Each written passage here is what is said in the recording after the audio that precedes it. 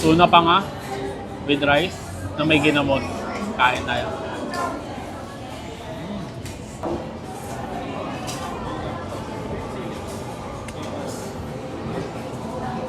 Good morning, sir. Welcome home.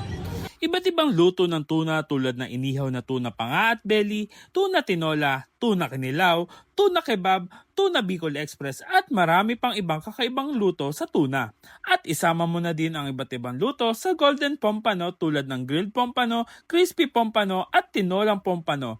Yan lang naman ang ilang mga ino-offer sa bagong bukas na branch ng Villa Tuna sa bagong mall na Metro Plaza sa Camarin, Caloocan. Hindi nga ito ang first time na pagkain ko sa Villa Tuna dahil meron silang malapit na branch sa Kawit, Cavite. Pero dahil bago ay talagang sinadya ko ito kahit malayo dahil bukod sa bagong branch ay may bago nga din silang ino-offer dito. Sobrang nakaka-welcome ng vibes ng kanilang restaurant, especially dahil sa malaking dining area na perfect sa magkakapamilya, magkakatrabaho at kahit anong magkapayan. Sobrang accommodating din ng kanilang staffs kaya naman di ka mag-aalinlangan kumain dito. Kaya naman dahil napasugod na ang tropa ay sinubukan na namin ang mga food trip nila dito. Their main dishes are all made of tuna kaya nga Villa Tuna. At alam nyo bang dito ko din nalaman na sobrang flexible din pala ng karne ng tuna. Especially dahil sa menu na ina-offer nila dito na di ko sukat akalain na pwede pala yon. Tulad ng tuna pansit, tuna dynamite, tuna Bicol Express, tuna nuggets, tuna pakbet, tuna tapa at ang bago nilang tuna kebab. Syempre di mawawala ang nakasanayang luto ng tuna tulad ng inihaw na tuna panga at tuna belly,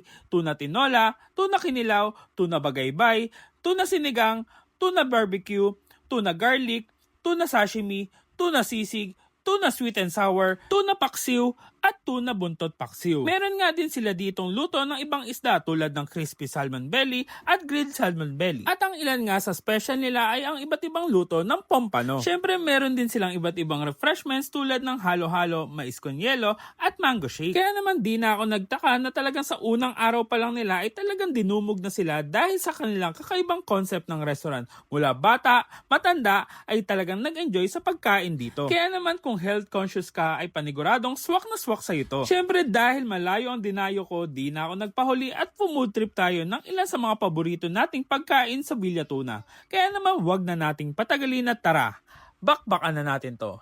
Let's go! So mga box, ayan, napadayo pa nga ako dito sa pinakabagong branch ng Villa Tuna at dito nga yan sa Caloocan branch which is located lang dito sa ground floor Metro Plaza, Vicas, Camarin Road, Rainbow Avenue, Port Caloocan. Siyempre mga box, hindi pwede mawala yung mga nagsasarapang tuna dishes nila at yung mga bagong ino-offer nila. Kaya naman ito, huwag na natin patagalin, bakbakan na natin. Let's go. Meron nga ako ditong tuna sashimi na makikita mo talagang fresh dahil sa kulay at lasa nito na talagang sumisipa pag sinausaw mo sa wasabi. Meron din akong crispy salmon belly na sobrang sarap kainin dahil sa linamnam nito. Kasi ito yung paborito ko dito sa Villa Tuna.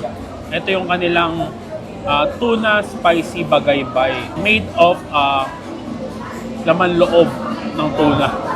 Sarap yung pang-ulam at saka pang-pulutan. Mga baksayan, meron na rin pala sila ditong tinolang pampano. Ay.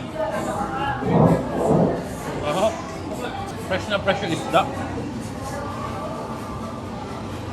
Meron din tayo ditong tuna sisig. Ayan, naihalo na yan with egg. Kain tayo.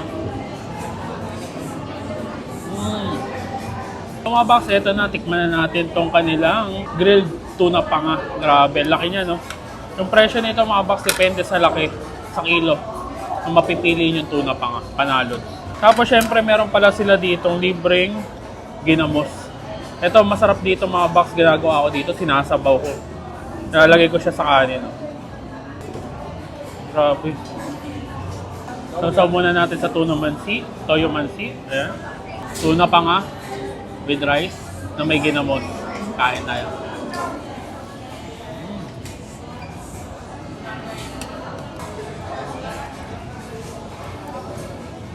Kung ang food trip na hanap nyo ay mga healthy food like mga gantong isda, ayan. At kung gusto nyo ng fresh, dito masisigurado yung fresh lahat ng niluluto nila na isa-serve sa inyo. So, kaya naman dayuhin nyo na itong Villa Tuna. Ito yung pinakabagong branch nila dito sa Caloocan City. So, paano? Pufood trip muna ako. At kita-kita susunod kong dadayuhin kung saan may masarap, mura at kakaibang kainan. And don't forget to eat, ride and ride. Let's